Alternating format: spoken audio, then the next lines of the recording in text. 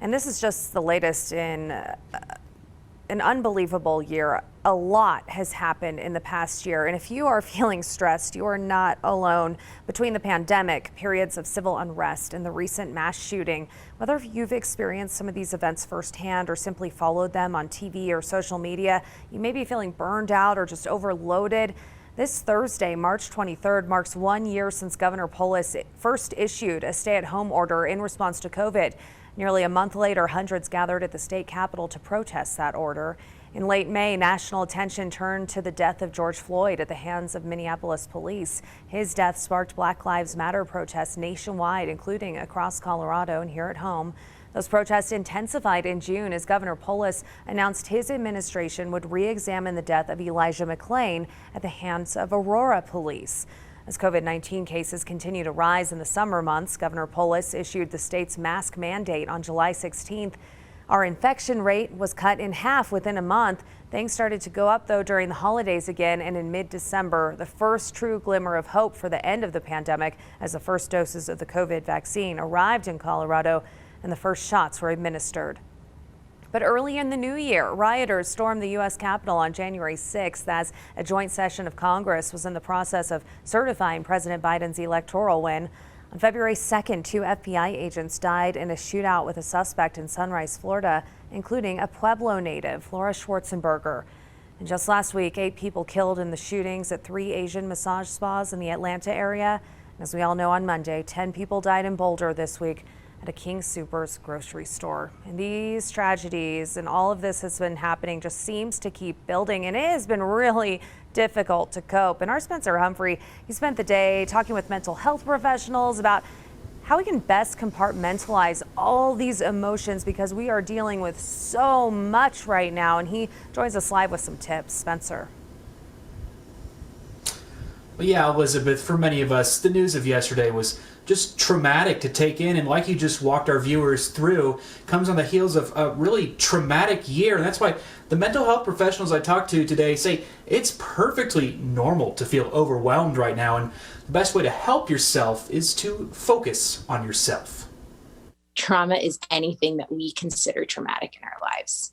Anything that has felt that way for us. And we asked multiple mental health professionals. I would say most everybody in the mental health field will agree. And they say this past year was particularly traumatic for probably all of us. Just a global pandemic, but that is enough to have anyone feeling like they need additional support.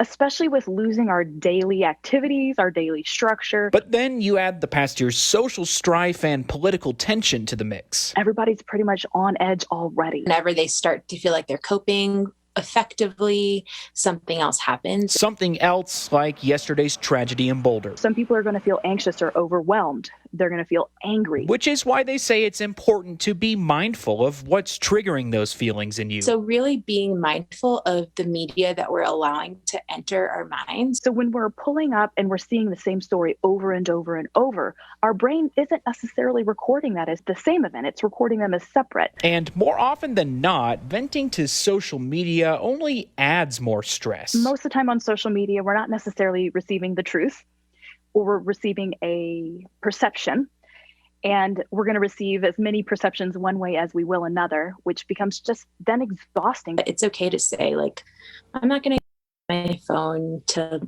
look at Facebook or Instagram today. I'm going to delete those. And if you start to feel those anxious feelings, immediately I would reach out to a loved one or a friend. Check in and say, hey, this is really getting to me. Just take a moment and focus on the things you can control. I am safe in my home, right? I have people that love me. I have a dog that I love and loves me. Whatever they know to be true. And it's important to remember there should be zero shame in reaching out for help and getting counseling if you need it. In fact, one of them tells me that since the start of the pandemic, they've seen demand for their services up by 30%. And that's certainly a good sign that people are reaching out for help. Always watching out for you, Southern Colorado. Spencer Humphrey, News 5. Spencer, we've done a lot of stories about mental health resources in our Rebound Colorado series, No Shame in Getting Help. And I also just did my story on tech addiction, and that dopamine response and the addiction that comes from visiting these social media sites is so real, and important to remember, this might help as well, that these sites aren't really here to serve you. You're actually the product that they're trying to sell, so they want you to stay there. Well, yeah, I mean, Facebook, for instance, has pretty much a vested interest in you continually coming back. You know, their business model is they make money off of you seeing their ads on there, so they want you to keep coming back. They have algorithms that feed you posts that they think you'll want to see based off what you've looked at before. So if you've been looking at those traumatic posts or things that cause traumatic images in your mind, then they're going to feed you more of those because that's what you've been looking at and that's what they think you want. So it's important to keep that in mind as you go browsing out. Elizabeth? Yeah, good.